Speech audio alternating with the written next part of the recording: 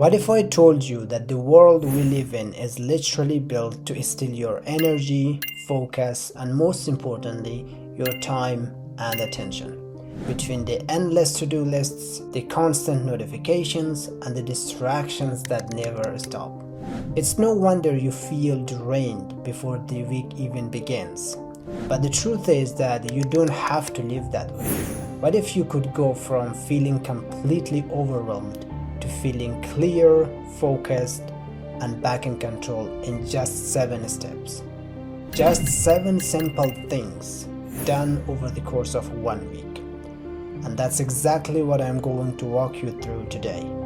And this is called the 7-day reset. Now, before that, I just want to be clear about something. Each single step in this reset is backed by research. Each one targets a specific area of your life that, when neglected, quietly drains your energy and keeps you stuck in that cycle of overwhelm. Our goal isn't perfection, our goal is progress. You don't have to do all 7 things in one day. You can spread them out across the week, and by the end of it, you will feel the difference. I'm going to walk you through each step, explain why it works, and show you exactly how to do it. So with that said, let's get into it. Step 1. Do a brain dump. The first step is doing a brain dump. And this might be the most underrated thing you can do when you are feeling overwhelmed. Here's the thing. The reason you are feeling overwhelmed is that you have dozens, maybe hundreds of thoughts, tasks, worries, and ideas that competing for your attention at the same time. Your brain is essentially trying to hold everything at once, like juggling with too many balls. And at some point, it just can't keep up. The mental overload is exhausting, and it makes everything feel more urgent and more chaotic than it actually is. A brain dump fixes that. Here's how it works. Grab a piece of paper or open a notes app and get everything out of your head onto the page. Every task, every worry, every idea, everything that's been sitting in the back of your mind taking up space. This is not a to-do list. Don't organize it. Don't prioritize it, just dump it all out. And here's what happens when you do that. The moment those thoughts leave your head and land on a page, you feel lighter, because your brain no longer has to work overtime trying to hold on to everything. You can finally see what's actually on your plate. That clarity is where everything else begins. Now that everything is out of your head onto the page, it's time to do something most people are afraid to do. And this leads me to the second step. Step 2. Free yourself. Step 2 is about freeing yourself, and it might be the most liberating thing to do all week. Go through your brain dump and cross out everything you're not going to do this week. Not forever, just this week. If something has been hanging over your head for months, but it is not urgent, cross it out. If it's something you think you should do, but deep down you know it's not a priority right now, cross it out. Let it go.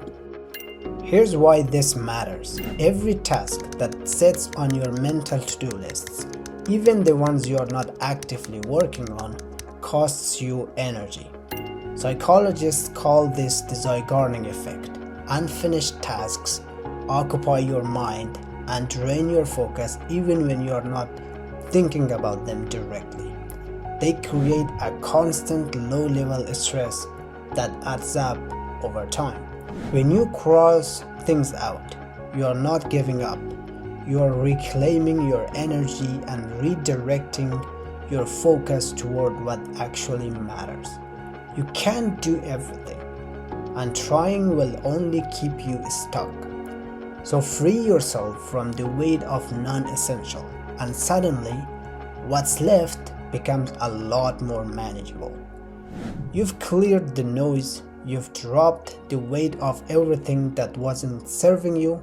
Now it's time to zoom in. and get focused on what actually matters. And this is where we are moving to the third step.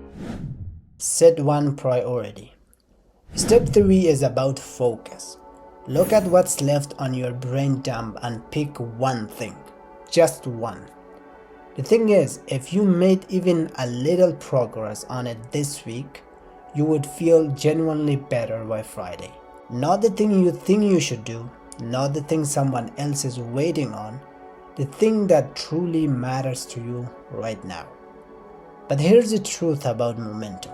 The hardest part of any task is starting. Once you start, once you break that initial resistance, progress comes naturally. And 15 minutes of real, focused effort on the right thing will do more for your mental state than hours of scattered and focused busyness. Don't underestimate how much that can shift how you feel about yourself and your week.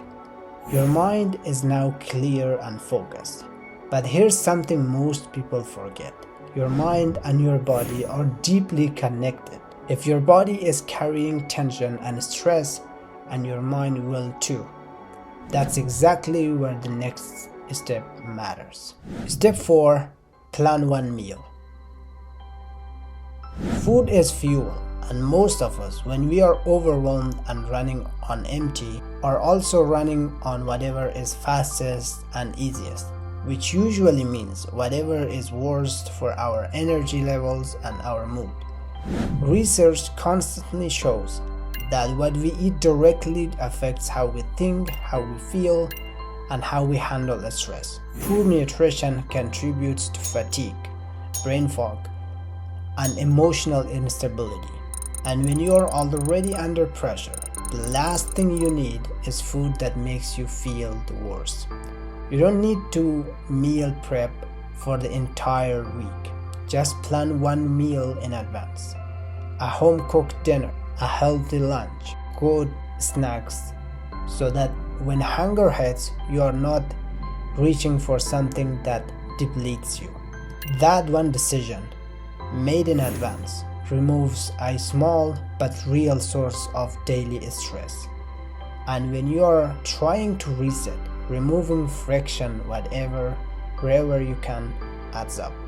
You've taken care of what goes into your body. Now let's talk about what your body needs to do, because this next step is one of the most science-backed tools we have for managing stress and reclaiming your energy. Step 5 is schedule one workout. Just one. When you are stressed, your body is flooded with cortisol, the stress hormone. Left unchecked, high cortisol levels affect your sleep, your mood, and your focus, and your immune system. Exercise is one of the most effective ways to bring those levels back down. And here's what the research shows. Even 15 minutes of movement makes a measurable difference. It increases endorphins, reduces cortisol, improves your mood, and gives you a sense of accomplishment that carries into the rest of your day. You don't need a gym. You don't need a complicated workout plan. Walk around your neighborhood. Do yoga in your living room. Dance in your kitchen. Whatever gets your body moving, it counts. The key word in this step is schedule. Don't just tell yourself you will work out this week. Put it in your calendar like an appointment you can't cancel, because your mental and physical health deserves that level of commitment. You've moved your body, you've given it an outlet for all that built up tension. But movement is only one side of the equation. The better side, the one most driven people completely ignore, is this. Step 6. Plan time for rest. Not sleeping, rest. There's a difference. Sleep is what your body does at night. Rest is what your mind needs during the day. Intentional downtime where you are not consuming, not producing, not scrolling, not performing. In a culture that glorifies busyness, rest gets treated like laziness. But the science says otherwise. Rest is how your brain consolidates information, processes emotions, and restores the cognitive resources you need to function at your best. Without it, you are essentially trying to drive a car that's running on fumes. So this week, find a pocket of time, even just 20 or 30 minutes, to do nothing. No phone, no scrolling, no TV in the background. Take a bath, read a book, sit outside. Just exist for a moment without needing to be productive. That kind of silence, that kind of stillness isn't a luxury, it's a necessity.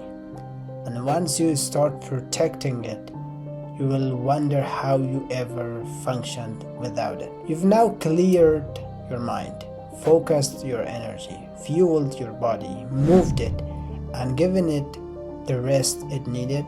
But there's one final piece, and without it, everything else only gets you so far. Step 7. Connect with someone.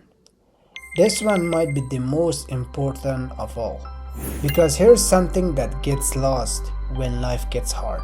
Human connection is one of the most powerful forces for mental and emotional well-being that we have. Research on happiness constantly points to one thing above all others: the quality of our relationships. Not our income, not our achievements, not how productive we are, our relationships. And yet when we are overwhelmed, connection is usually the first thing we sacrifice. We cancel plans, we go quiet, we pull inward, and the isolation that follows makes everything feel heavier than it already is. So this week, make a plan to connect with someone who matters to you. Call a friend you haven't spoken to in a while. Grab a coffee with someone. Send a thoughtful text to someone. Know you are thinking of them. It doesn't have to be a long conversation. Even a short, genuine exchange can lift your mood, remind you that you are not alone, and deepen the relationships that carry you through the hard times.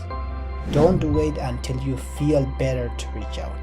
Reaching out is how you start feeling better. The world is designed to overwhelm you. That's not going to change.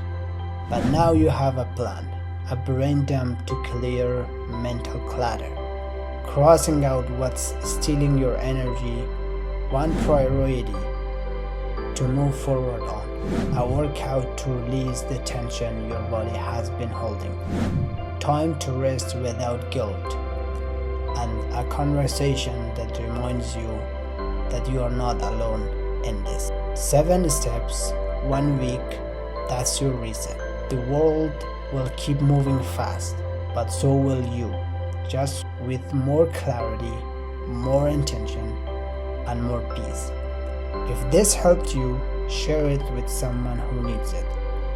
And also hit that subscribe button for more. And I'll see you in the next one.